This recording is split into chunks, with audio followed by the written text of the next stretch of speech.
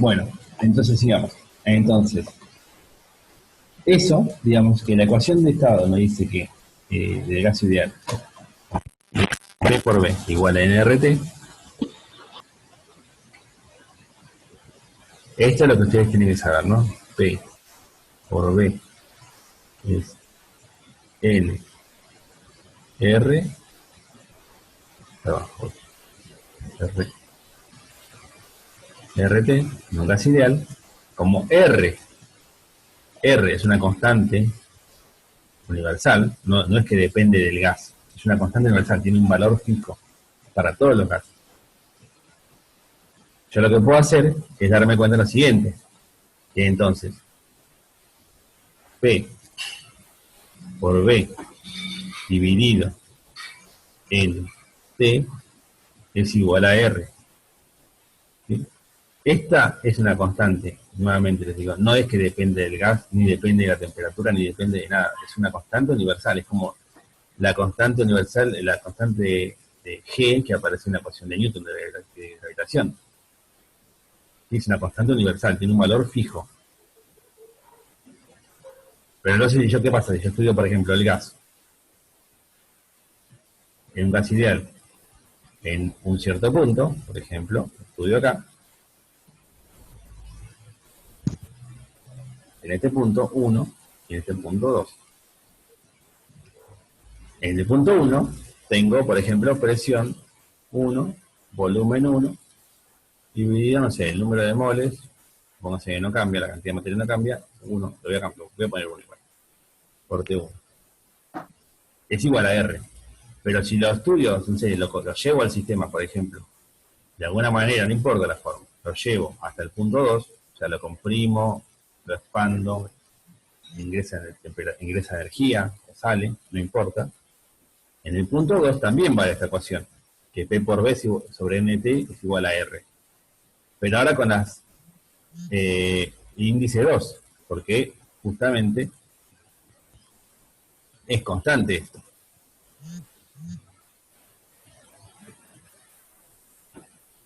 ¿Sí? Esto de alguna manera me permite relacionar todas las cantidades entre los puntos. ¿Por qué muestro esto? Porque imagínense que a ustedes le dicen, les voy a decir un ejemplo, ustedes imagínense que les dicen, conozco las presiones, conozco P1, conozco P2, conozco los números de moles, imagínense que conozco esa cantidad, o sea, el número de moles no cambia, imagínense en general no va a cambiar. Y valen tanto, los conozco. Y conozco, por ejemplo, las temperaturas. ¿Sí? Y conozco, miren, casi todo conozco. Conozco el volumen 1. La pregunta es, ¿cuánto vale B2? Y bueno, entonces vienen acá, ustedes dicen, como es un gas ideal, el punto 1 y el punto 2 se relacionan por esto. Porque vale que P por B sobre NT es igual a, en el punto 1 es igual en el punto 2. Esto no es una ley, no es una conservación de nada, no es una conservación de la energía, ni nada por el estilo. Es una ecuación que yo tengo una expresión matemática que me relaciona todas las cantidades, todas las cantidades termodinámicas, presión, volumen y temperatura, y como esa expresión es constante en un gas ideal, por esta ecuación que está acá, significa que esta ecuación vale en cualquier punto de un diagrama PV. Entonces, si yo conozco esto en el punto 1, si tiene que cumplir que es igual en el punto 2. Y ahí puedo despejar, por ejemplo, si no conozco alguna de las cantidades, la presión. ¿Sí? La de volumen, por ejemplo. Bueno, sigamos porque si no, no voy a llegar. En un gas Digo, todo ideal, es igual. ¿cómo? Todo esto de PV es como en química, ¿o no? ¿O qué cambia Exactamente, aquí? es muy parecido, claro, tal cual. Sí, sí, sí. Ustedes ya lo vieron ¿Pero seguramente, sí. cambia algo a verlo físicamente, en física o es...? Y lo que van a ver ahora, ojo, lo que van a ver ahora es cómo calcular. Yo lo que voy a ir ahora, en este momento, ahora empiezo como, teniendo esa ecuación de estado, cómo calcular el trabajo, ¿sí? Cómo calcular el trabajo en distintos tipos de procesos, el Q y el delta U. ¿Sí? Ah, Voy a sí. usar eso ahora. Voy a usar esta ecuación para ver esto. Fíjense, si yo tengo una isoterma, esta es una ecuación que yo le voy a, lo que ocurre con el trabajo. Cuando voy desde el punto 1 al punto 2, ¿sí? Una isoterma, esto es lo que yo le decía hoy. Presión y volumen. Cuando yo me muevo el diagrama de un punto, no importa dónde está el punto, un punto, y me alejo del origen, ustedes tienen que saber que cuando me alejo del origen, la temperatura crece. Pero eso no está metido acá en el diagrama, porque el diagrama es PV, es un diagrama bidimensional. El eje de temperatura debería estar saliendo de la hoja de ustedes, de la pantalla. Es un sistema en 3 dimensiones. No se grafica porque no sería muy difícil de verlo. Pero lo que sí, esa información está en la siguiente. Cuando yo me alejo del eje, del origen, aumenta la temperatura. Las isotermas son curvas, como yo le decía, que tienen temperatura constante. O sea, por ejemplo, si yo voy desde el punto, la primera curva celeste que está aquí, desde el punto de más arriba al punto de más abajo, toda esa curva, por ejemplo, está a una temperatura de 4. Y voy a la siguiente línea, la siguiente a la derecha, toda esa curva, todos los puntos de esa curva están a una misma temperatura que este 3. Y así, van cambiando la temperatura. En particular, se cumple que la temperatura aumenta, o sea que T1 es más grande que T2, más grande que T3, más grande que T4.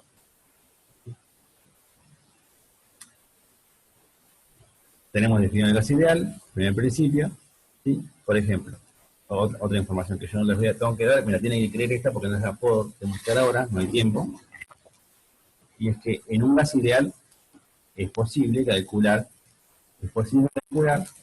la energía interna de un gas ideal, pero explícitamente, no en términos del primer principio, no despejando de acá delta U, sino que yo puedo hacer lo que se conoce la mecánica estadística, aplicar las leyes de Newton en un sistema de muchas partículas, lo que se llama mecánica estadística del problema, de un gas, y calcular la energía interna, la energía de ese sistema. Cuando hago eso, si yo escribo la energía interna de un gas ideal, lo que se encuentra es que la energía interna únicamente depende de la temperatura. ¿Sí? Y está dada por esta cantidad. Nc delta T, donde C es el calor específico. ¿Sí? La energía interna de un gas ideal es Nc delta T. La variación de energía interna es Nc delta T.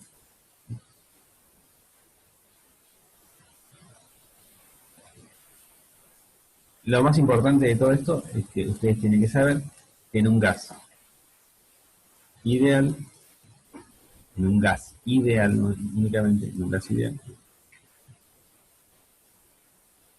esto es N, el número de moles del gas, por el calor específico, por T.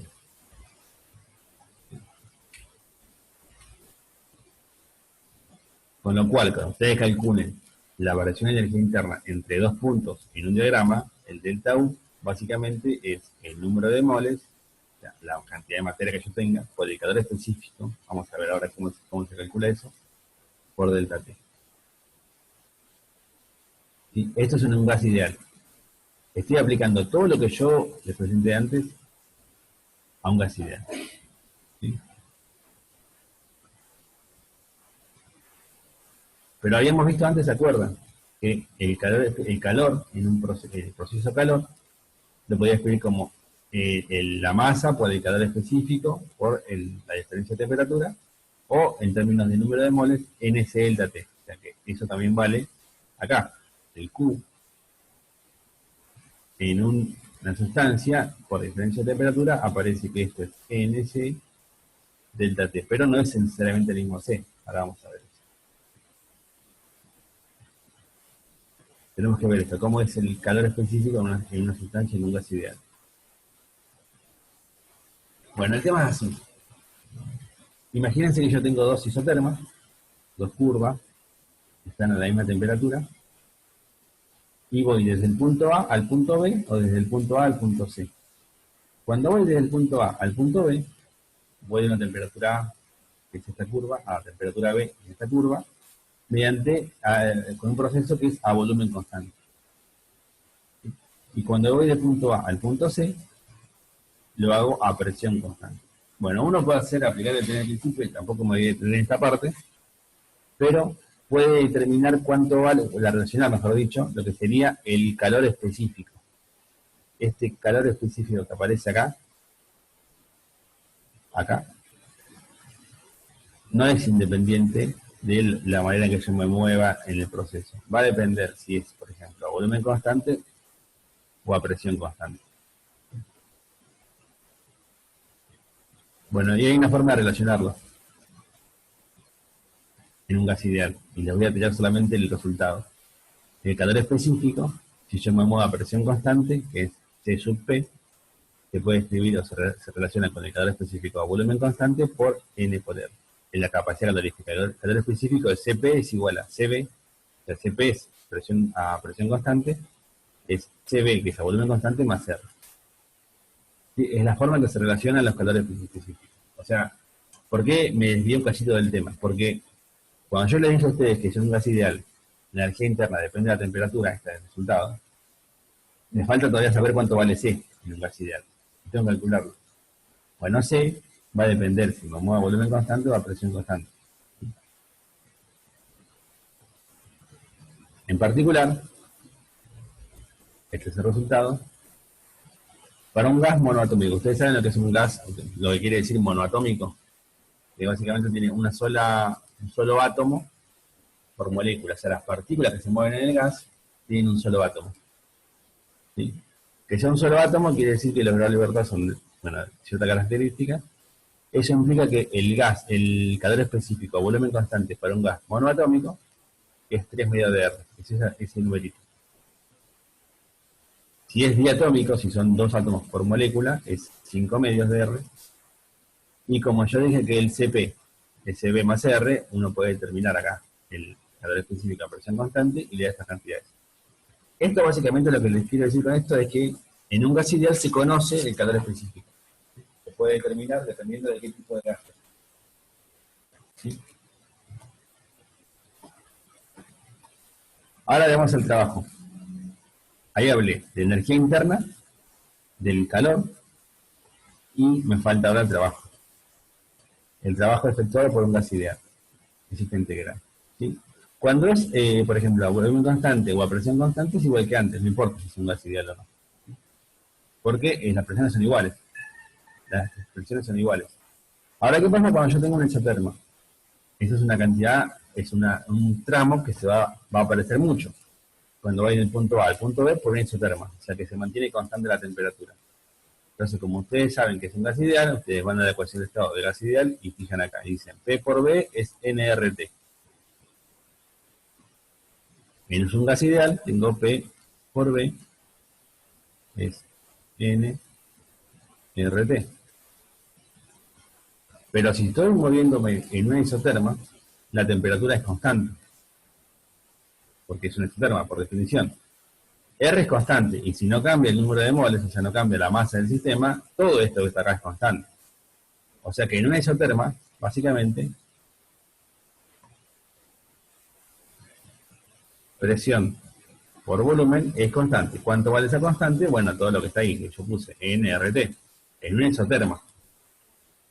O sea que en una isoterma vale esto, vale que P es igual a esa constante, que es nRT sobre B. Lo más importante es que todo esto que está acá arriba es constante, que no depende ni de la presión ni del volumen. Entonces, cuando calculo el trabajo, digo el trabajo cuando voy de A a B, es la integral de nRT sobre B, diferencial de B, todo lo que es nRT constante, o sea, sale la integral y me queda la integral de 1 sobre B, que es el logaritmo. O sea, puedo calcular explícitamente en una isoterma el trabajo. Aquí tengo la expresión matemática para el trabajo cuando voy del punto A al punto B por una isoterma. Es igual a nRT, logaritmo de B final sobre B inicial. En la expresión del trabajo. Después esto también Esto ya es más complicado sacarlo, y no lo voy a contar ahora acá, que es, puedo también usar la ecuación de estado de gas ideal para calcular el trabajo cuando voy en un proceso, cuando estoy moviéndome o desplazándome en un proceso adiabático. Adiabático significa que no tengo, que el Q vale cero, que no hay transferencia de energía por el proceso calor. Cuando voy del punto A al punto B por una adiabática, cambia la temperatura, ya no es temperatura constante, pero es posible relacionar las variables estas, P por B. Y la expresión para el trabajo en un proceso adiabático es este que está acá. 1 sobre 1 menos gamma, es una expresión un poco más complicada que la otra, obviamente, pero aparecen las variables termodinámicas en el punto final, que es el punto B, menos en el punto inicial. ¿Sí? Eso sería el trabajo en un proceso adiabático. Bueno, con esto, ese ejemplo no lo voy a dar ahora, el proceso adiabático, digamos. Lo que ustedes tienen que quedarse acá, ya terminó, el clase ya terminó. Lo que ustedes tienen que tratar de enfocarse, digamos, rescatar la teoría de lo que vimos hoy, es lo siguiente. Ustedes ya tienen las herramientas necesarias para calcular, para utilizar el primer principio. ¿No? El primer principio es, voy a hacer un mini repaso ahora, delta U es Q menos W. Y W del sistema. Donde W es la integral de P diferencial de B. W del sistema, que hace el sistema, el trabajo que hace el sistema, la integral de P diferencial de B. Lo que vamos a hacer, o sea, lo que van a hacer en la práctica, básicamente, lo que queda de la teoría de la clase que viene, es ver cómo calcular Q, W y delta U en distintos tipos de sistemas, de situaciones. ¿Sí? En particular, yo les hablé que Q, que es un proceso que aparece por diferencia de temperatura, se escribe como M o MC, calor específico por unidad de masa, digamos, delta T. Y hoy hablé, como tengo un gas, en vez de tener la masa, tengo el número de moles. No se habla de masa, sino que se habla de número de moles. Y acá aparece el calor específico C más chiquita, C minúscula, delta T. Pero es una expresión muy parecida. ¿Sí? El trabajo es esto y el delta U, que aparece relacionado con el primer principio. Pero, cuando en vez de trabajar con una sustancia X que no conozco, trabajo con un gas ideal, aparece una nueva ecuación, que me dice que P por B es igual a N R T. ¿Sí? ¿Qué hace esto ahora? Que esto me permite ahora nuevamente calcular, me permite calcular estas cantidades de otra manera. Tengo que tener las expresiones analíticas. Bueno, en un caso ideal además tengo esta información. Que el delta U, estoy dando sin demostración esto, en delta U es N. Siempre vale así, CB, delta T. ¿Sí? No, y acá la expresión vale siempre. No importa si me muevo a volumen constante o a temperatura constante, vale siempre. ¿Sí? Eso por un lado. Y por otro lado, el trabajo, ¿sí? Vale igual, obviamente, P diferencial de B. Pero lo puedo calcular, además de en rectas, en dos procesos particulares. Isoterma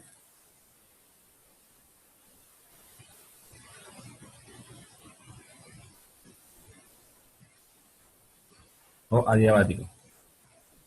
Y yo tengo las presiones aisladas en la teoría.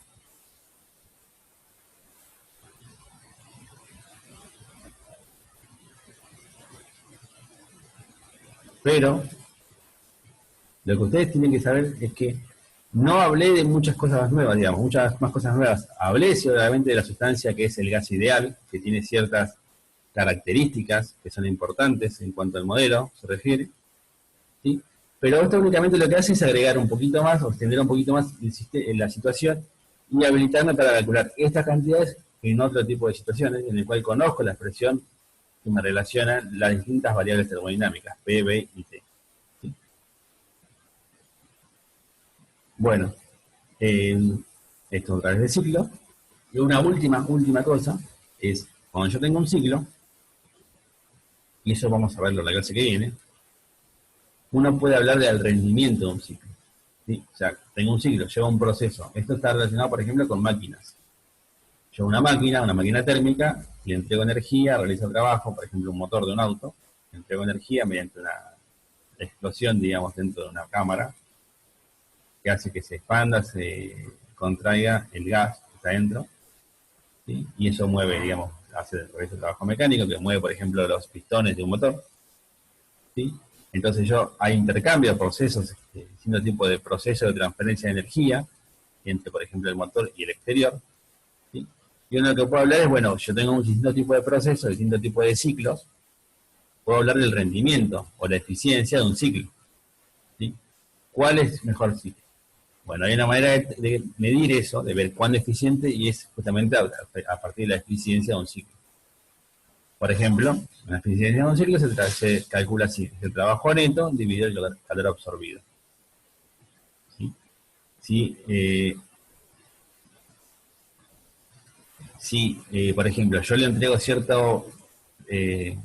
energía a mi sistema mediante el proceso de calor, y toda energía se transforma en trabajo mecánico, la eficiencia sería 1.